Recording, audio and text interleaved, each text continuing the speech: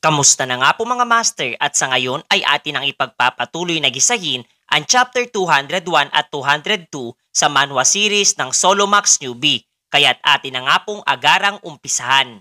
Nagsimula na nga etong si Nona na habulin etong si Jinyuk na tila ba malapalos sa kanyang pag-iwas. Nagrereklamo nga etong ibang katauhan ni Teresa sa hindi niya masundang bilis ng binata at nakangiti pa nga nagbanta na dahil sa kanyang pagkilos ay baka hindi niya makontrol pa ang lakas sa pag-atake, habang ang kanilang pagpapatintero sa isa't isa ay nagdulot ng pagyanig sa kisame na napuna nga rin nitong sina Alice, habang marahang binibigyan ng mahigpit na yakap ang leeg nitong madring alalay ni Victoria.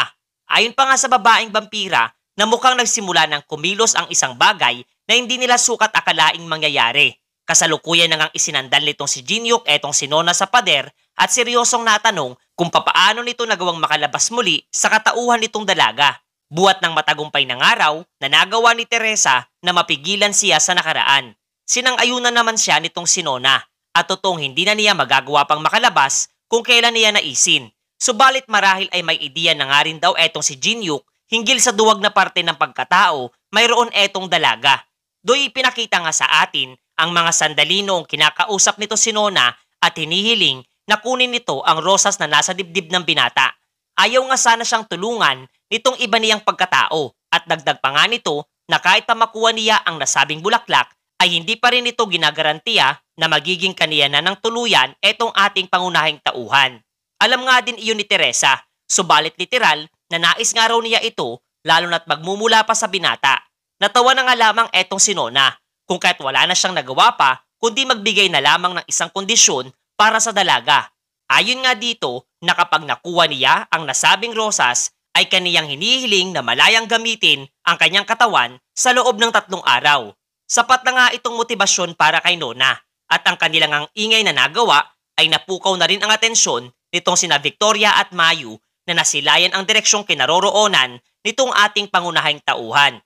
Napagtanto nga ni Jinyuk na mukhang nalalagay siya sa isang delikadong sitwasyon buhat sa butas ng kanyang plano na hindi niya inaasahang mangyayari.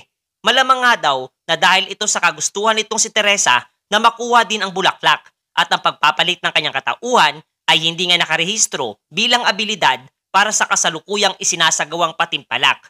Maging eto ngang sina Alice ay nakisali na rin sa kasiyahan habang patuloy lamang sa paggasta ng mga barya ang dalawang panig na kapwa nga din nakikipagkompetensya para sa isang rosas. At sa mga oras ngang iyon ay mas lalo lamang nag-focus eto si Jinyuk sa pag-iwas sa kanilang lahat at ginawang motibasyon ang mga baryang maaari nilang makolekta mula sa mga ito.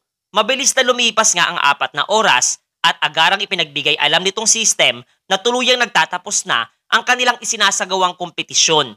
Pagod na pagod nga etong si Nona, subalit kahit nga anong gawin nilang lahat, sa huli ay nananatiling wala maski isa sa kanila ang nagtagumpay na makuha ang rosas mula sa dibdib nitong si Jinyuk.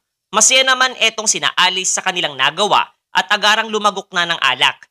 Do'y kapwa nagkatitigan nga etong sina Emperor Reindart III at Mataybong na nasabing ngang di niya lubos inaasahan na aabot sa ganito ang kanilang deklarasyon ng ceasefire. Subalit ang masilayan nilang kapwa ang kanilang mga susunod na henerasyon ay mas naging malapit sa isa't isa dahil sa nasabing kompetisyon ay isa di umanong magandang benepisyo para sa kanilang ugnayan. At ang nasabing payag ay kapwa sinang-ayunan nga rin nitong nakangiting emperador. Masaya nga itong grupo ng binata sa nangyari at eto ngang si Alice ay napagpasyan pang kunin ang bulaklak na nasa kanyang dibdib habang nakangiti lamang sa isang tabi etong nahihiyang si Teresa. Ayon naman kay Nona na huwag na nga raw masyado mag-emote etong dalaga dahil sa nangyari sapagkat palagi nga lamang daw siyang 1 call away para tumulong sa kanya kapalit ng 3 araw na kalayaan. Pagkatapos noon ay muli niyang inilipat ang eksena sa Great Library at masiyang inilahad nga ni Mr. Rick para sa binata na kumita sila ng mahigit 3 milyong barya dahil sa kanyang kausayan. Napatingin nga siya kay Jinyuk na muli namang ipinaalala ang kanilang naging kasunduan. Ayon pa nga sa matanda na ang pangako niyang binitawan ay kanyang tutuparin na sa ngayon. Ang una ay ang napag-usapang 20% ng kita at ang ikalawang kondisyon ay kapwa inilahad na rin itong binata sa mga oras na iyon. Lumipas pa nga ang ilang sandali at kasalukuyang masisilayang inaasikaso nitong si Wuliang etong Dark Emperor na mahimbing ang pagkakatulog. Do'y dumating nga rin etong si Jinyuk na agarang kinamusta ang kalagayan nitong matanda Paglalahad pa nga nitong kanyang alagad na kasalukuyang mas naging ayos na ang kalagayan nito, subalit nananatiling hindi pa rin mabuti ang kalusugang tinataglay. Magkaganoon man ay napuna nga niya ang bagyang ngiti sa labi nitong ating pangunahing tauhan, sapagkat sa mga oras na iyon ay likas na napahanga nga etong si Mr. Rick, sapagkat literal na handa nga raw gawin nitong nasabing manlalaro ang lahat, tanging makuha lamang ang bagay na kanyang ninanais. Masisilayan nga natin ang kakaibang liwanag sa harapan nitong si Wuliang na nagmumula pala sa item na elixir na siyang ninais na makuha nitong binata at agad itong ibinuhos sa katawan ng kanyang guro, habang ang liwanag na nagmumula sa naturang silid ay napupuna din itong si Alice mula sa labas na bahagi. Matapos noon ay lumabas na nga etong si Jinhyuk sa loob nito. Samantalang bagyangang natanong siya nitong babaeng vampira kung bagyang nagsisisi nga daw ba etong ating pangunahing tauhan sapagkat posibleng hindi na siya muli pang makakuha ng ganoong rare na item. Nakangiti namang sinagot siya ng binata na wala siyang pinagsisisihan at marahang kapwa silang dalawa ay naglakad papalayo mula sa nasabing lugar mga master. Pagkatapos ay masisilayan nga nating pinapanood nitong chairman ng Awakened Association ng Korea etong ginawang aksyon ng binata sa loob ng gitnang palapag. Labis nga siyang namamangha sapagkat nagawa ng araw nitong si Jinhyuk na gumawa ng koneksyon mula sa mga naglalakihang puwersa sa naturang bahagi ng tore. Ngunit nilinaw naman itong binata na ginawa lamang niya ang nasabing bagay upang makakolekta ng mas maraming mga barya. Natanong nga rin niya etong si Chairman Hang Sang-jin tungkol sa progreso ng pag-aaral nilang isinasagawa para sa hindi pa nagsasarang Dimensional Rift. Ayon pa nga sa kanyang individual na kausap ay positibo nga daw ang kanilang pagsasaliksik mula sa tulong ng Spirit of Stone of Desire na kanyang ipinagkaloob, at ang pinakamalaking tulong nitong naibigay ay ang magawa nilang matukoy kung kailan magaganap ang isang outbreak batay sa mana output na inilalabas mula sa mga nasabing gate. Malamang nga daw na sa tulong nito ay kanila ding mapag-aaralan kung papaano nila magagawang isara ang mga Dimensional Rift.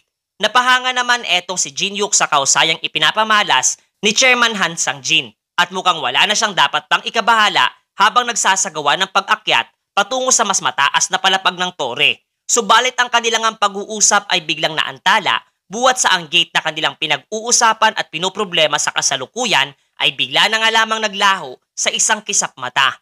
Ang nasabing kaganapan ay kaagad namang mas lalong ikinabahala ng bansang Korea sapagkat sa kabila nga nang naglaho ito sa mismong sentro ng lungsod ng Seoul ay kasalukuyang lumipat lamang pala ito patungo sa gitnang bahagi ng Pasipiko. Gayon din, ang nag-uumapaw naman ng inilalabas nito ay nagdulot upang makalika ng isang panibagong masa ng kalupaan.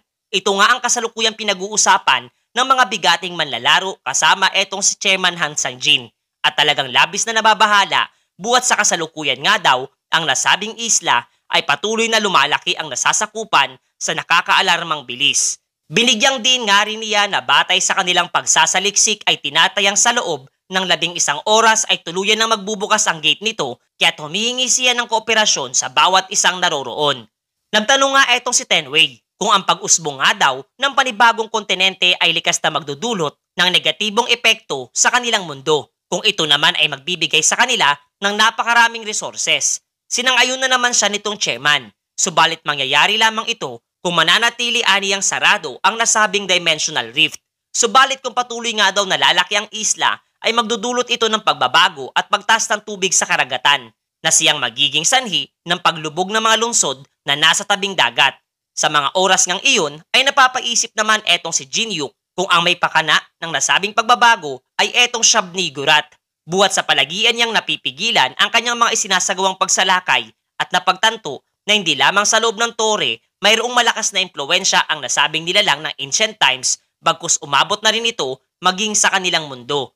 Agad namang nagtanong din etong sina Mr. Kim sa kung anong aksyon ang dapat nilang gawin sa kasalukuyan. Hanggang sa di na nakatiis pa etong ating pangunahing tauhan at mariing nasambit na kinakailangan nila ang lahat ng mga tulong na ipagkakaloob mula sa iba't ibang mga bansa, lalo na ang kanilang mga puwersang militar sa pagkakataong ito. Samantalang sa loob ng tore ay pinakita ang base ng mga vampira habang lubos ang mga ito ay nanlulumo sa sunod-sunod na pagkakamatay ng mga leader ng mga angkan. Lalo na etong si Hyacinth de Chevelentino na tumatayong leader ng kanilang angkan. Lahat nga raw ng kanilang mga kalahi na ipinadala sa mas mababang palapag ng tore ay hindi na nakauwi pa ng buhay at ang moral ng bawat isa sa kanilang lahi ay nakadarama na ng pagdududa at panghihina. Ayon naman kay Extension na ang lahat ng mga ito ay dahil sa taong pumuprotekta kay Alice na maging ang creature of ancient times ay nahihirapan din laban sa binata. Do'y pumasok naman sa eksena itong iba pang mga individual na mas minabuting palakasin ang loob nitong tumatayong leader ng mga vampira. At ito nga ay walang iba kundi ang mga miyembro ng Demonic Association na nagangalang Nietzsche, kasama itong sina Tristan at Melina. Agad namang hindi nagustuhan nitong si Hyacinth ang walang paintulot na pagsulpot ng mga ito sa kanilang mismong base, kung kaya't inilahad nitong si Nietzsche na ito ay may basbas mula sa high floor manager na si Hastings. Wala namang paki sa kanyang naging kasagutan etong si Extension at mas minabuting hayaan etong si Hyacinth na gawin ang kanyang nais sapagkat wala na nga daw siyang anumang tulong pang inaasahan na magmumula sa demonic humans. Agara namang inactivate nitong babaeng vampira ang Blood Whip at ninais na tapusin na ang buhay nitong tatlo. Sa mga oras ngang iyon ay labis na nakadama ng matinding takot etong si Melina. Ngunit nanlaki nga ang kanilang mga mata sapagkat madali lamang napawalang bisa nitong si Nietzsche ang skill na ginamit nitong si Hyacinth. Do'y tinanggal na nga rin itong lalaking miyembro ng Demonic Association ang kanyang maskara at nagtanong sa dalawang vampira kung naniniwala pa rin daw ba ang mga ito na wala silang inaasahan pa mula sa mga kagaya nila. Do'y napukaw na nga niya ng tuluyan ang atensyon nitong si Extension kasabay ng paglalahad nito na muli siyang magbibigay ng isa pang pagkakataon para sa mga kagaya nila upang patunayan ang pakinabang na kanilang makukuha. Kasabay ng pag-aatas dito kay Hyacinth na sumama sa mga ito at siya na mismo ang tumapos sa buhay nitong si Jin-Hyuk na isang malaking balakid para sa kanilang adikain. Gayon din para naman kay Alice ay dapat nga lamang daw niya itong hulihin ng buhay. Kasalukuyang kumikilos na nga rin ang mga manlalaro mula sa iba't ibang panig ng daigdig bilang pagtugon sa panibagong delubyo nilang kinakaharap. Talagang namamangha nga itong sinalitay Min sa klase ng sandatahang pandagat at panghimpapawid na nagmula sa iba't ibang bansa na ngayon nga ay nagsama-sama upang tugunan ang krisis na dulot ng Dimensional Rift. Tinawag nga nila itong isla bilang Zulu Island, kasabay na pagbibigay ng mga impormasyon na kanilang magagamit para sa pagsasagawa ng kanilang misyon. Paliwanag nga ni Chairman Han Sang-jin na 48 oras pa lamang ang nakakalipas matapos na lumitaw ang nasabing isla na dulot ng Dimensional Rift ay patuloy pa rin ito sa paglaki. Idagdag pa nga raw dito ang abnormalidad sa bilis ng pagbabago sa ecosystem nitong tinataglay. Ang nasabing gate nga raw ay nagbibigay ng napakalakas na mana na siyang nagpapabilis ng pagbabago sa takbo ng kapaligiran nito na maihahalin tulad sa loob ng tore. Ngunit ang higit nga daw na pinaka-importante nilang dapat malaman ay ang tungkol sa sinapit ng isa sa mga naunang barkong ipinadala nila patungo sa Zulu Island upang mangalap ng impormasyon. Sa loob nga lamang daw kasi ng 2 araw ay hindi lamang kapaligiran nitong isla ang nagbago, bagkus nagsimula na ring magsipaglabasan ang napakaraming uri ng mga halimaw mga master.